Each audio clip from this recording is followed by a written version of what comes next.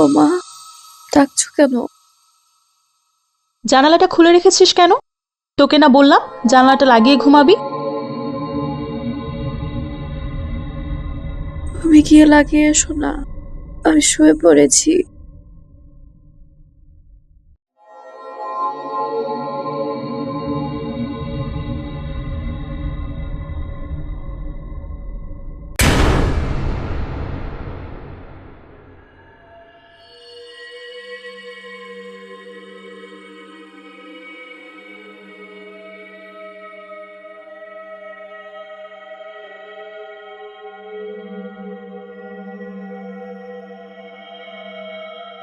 মা, মা, আমার পাশে কে জানি ছিল, তোমার মতো দেখতে। সে এখনই জানালা দিয়ে পালিয়ে গেল। ও কিছু না, তুমি স্বপ্ন দেখছিলে হয়তো।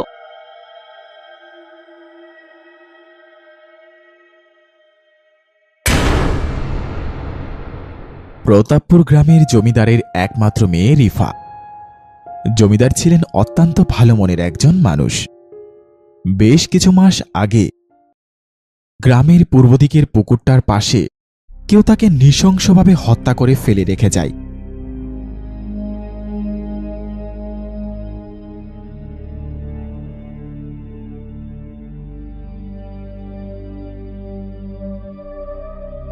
পুলিশ জমিদার বাড়িটি তল্লাশি করে জমিদার গিন্নির খাটের নিচে একটি ভয়ঙ্কর পুতুল খুঁজে পায়।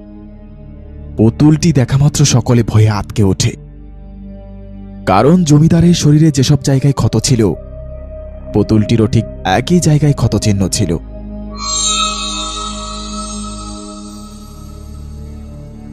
দারোগা সাহেব, আমার মনে হয় এই মহিলা কালো জাদু কইরা আমার একমাত্র ভাইরে খুন করছে। আপনি তারে ধইরা লয়ে যান। প্রমাণ ছাড়া তো কাউকে ধরা যায় না, তবে কে খুন করেছে তা না জানা পর্যন্ত কেউ বাড়ি ছেড়ে যেতে পারবেন না। সব দোষ জমিদার গিন্নির। মনে হয় সে মানুষ না পিশাচ। আমাকে জমিদার রে খায়া ফেলছে। আহারে, বড্ড ভালো মানুষ আসিল, কই থেকে আইলই পিশাচ। নিজের জীবন বাঁচাইতে চাইলে এই জমিদারের বাড়ির দিকে আন যাইতো না।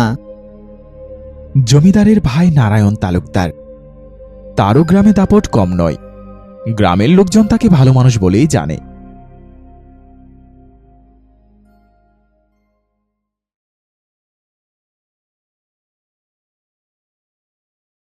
স্কুলে কারোর সাথে কোনো কথা বলবে না।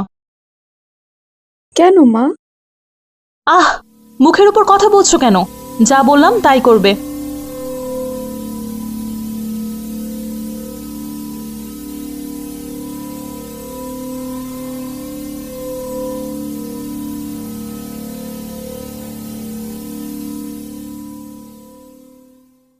ওই দেখ দেখ, আমগর জমিদার মশাইয়ের মাইয়াডা না? হ্যাঁ, আমি শুনছি জমিদার গিন্নি জমিদার মশাইরে মাইরা লাইছে কালো জাদু কইরা। কালো জাদু না রে, জমিদার গিন্নি কোনো মানুষ না, ওই পিশাচ। আমার স্বামী কইছে জমিদার বাড়ির দিকে যেন ভুইলাও না যায়। আহারে, মাইয়াডার লাইগা খুব মায়া হয়। রিফা ক্লাসের এক কোণায় মন খারাপ করে বসে আছে।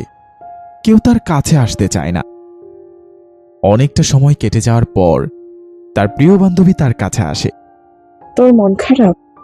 সবাই আমার মাকে ভুল বুঝতেছে, কিন্তু বিশ্বাস কর, আমার মা কিছুই করেনি। গ্রামের লোকেরা বলা বলি করছিল তোর মা নাকি পিশাচ। রিফা কিছু বলতে যাবে, এমন সময় আরোহী দৌড়ে পালিয়ে যায়। রিফা কিছু বুঝতে না পেরে হতভম্ব হয়ে বসে থাকে। স্কুল থেকে ফেরার পথে স্কুলের পূর্ব পাশের একটি গাছের নিচে একটি বিড়াল দেখতে পায়। কি রে, তোর মা কই? যাবি আমার সাথে?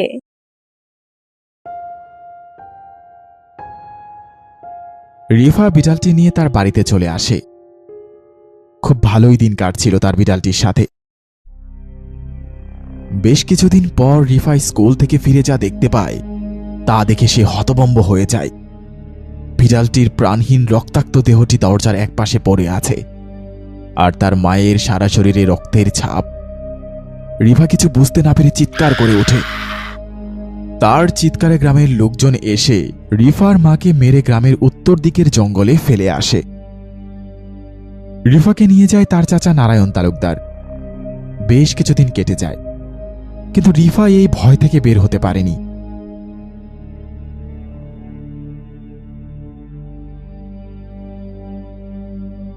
রিফা, রিফা, আয় রিফা।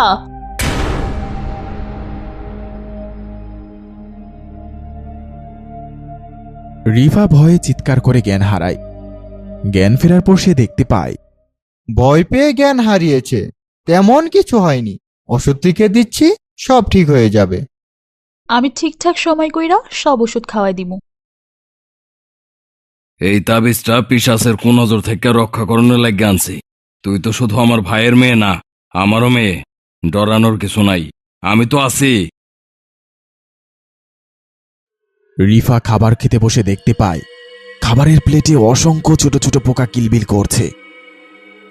যখন সে পানি খেতে যাবে, সে দেখতে পায় পানির মধ্যে রক্ত ভাসছে। অল্প কিছুদিনের মধ্যেই রিফা শয্যাশায়ী হয়ে পড়ে।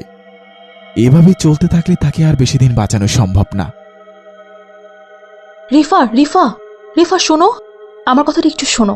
আমি তোমার কোনো ক্ষতি করতে আসিনি। তোমার চাচা নারায়ণ তালুকদার সে কোনো ভালো মানুষ নয়, মানুষরূপী একটা জানোয়ার। সে তোমার বাবাকেও খুন করেছে, তোমাকেও মারতে চাইছে। তোমার শরীরে যে তাবিজটা বাঁধা আছে, এটা কোনো সাধারণ তাবিজ না। এই তাবিজ দ্বারা তোমার উপর কালো জাদু করা হয়েছে, তাই তুমি কোনো খাবার খেতে পারছো না।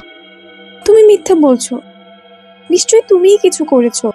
তুমি আমাকেও মারতে চাও, আমার বাবাকেও তুমি খুন করেছো।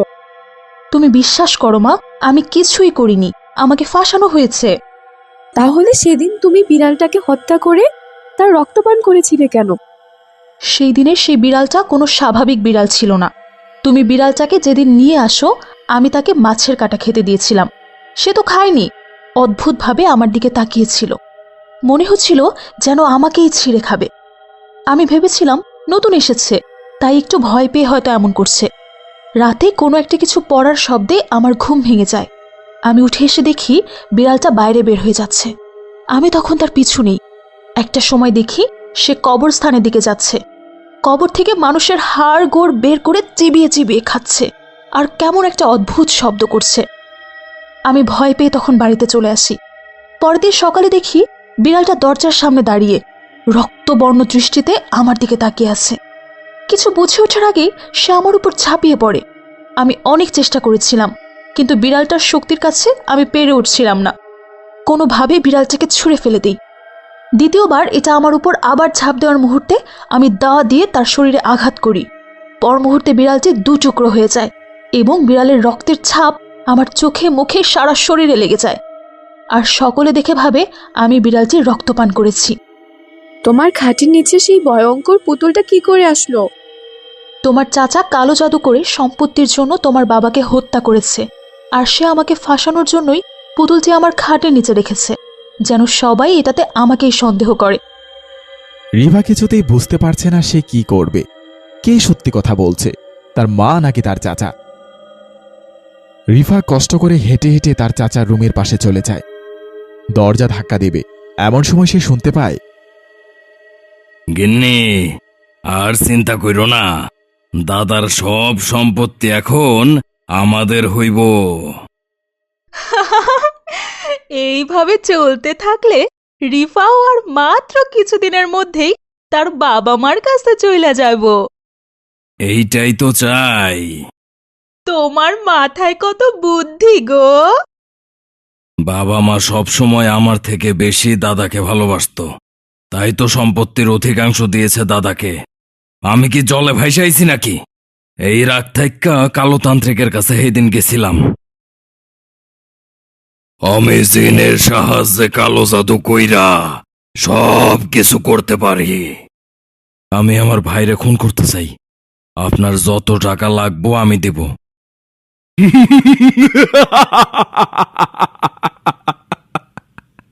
তুই আমারে টাকার লোভ দেখাস? আমার টাকা লাগবো না, আমার একটা কুমারী মাইয়ার প্রাণ লাগবো। আমি তারে বলি দিয়া আরো শক্তিশালী হমু। ও, এই কথা। এইটা আপনি পাইয়া যাইবেন। আমার ভাইয়ের একটা কুমারী মাইয়া আছে। এই নে এই পুতুলটা। এইটা কোনো সাধারণ পুতুল না।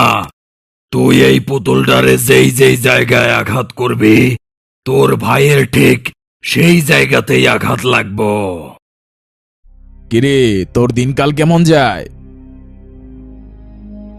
ভালোই চলে, তবে এখন আরো ভালো চলবো। লটারি পেলি নাকি রে?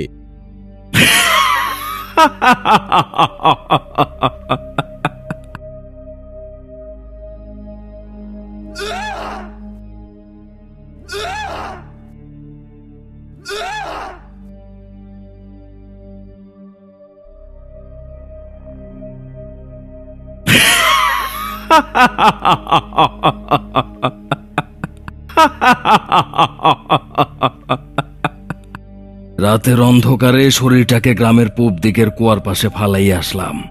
আর এই ভয়ঙ্কর পুতুলটা কাজের মেয়ে মঞ্জুরারি দিয়া তাদের বাসার খাটের নিচে রাইখাইছি। এখন সব দোষ জমিদার গিন্নির। তোমার মাথায় তো পাকা বুদ্ধি, পুলিশও কিছু ধরতে পারে নাই। উল্টা গ্রামের মানুষ ভাবিরে পিশাচ মনে কইরা মাইরা উত্তর পাশের জঙ্গলে ফালাইয়া আইছে। কেউ সে সরকারটুকু করলো না।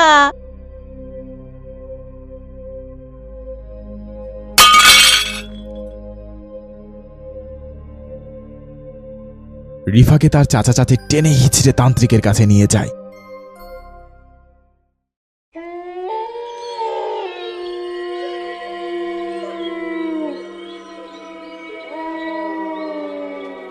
বাঁচাও, বাঁচাও!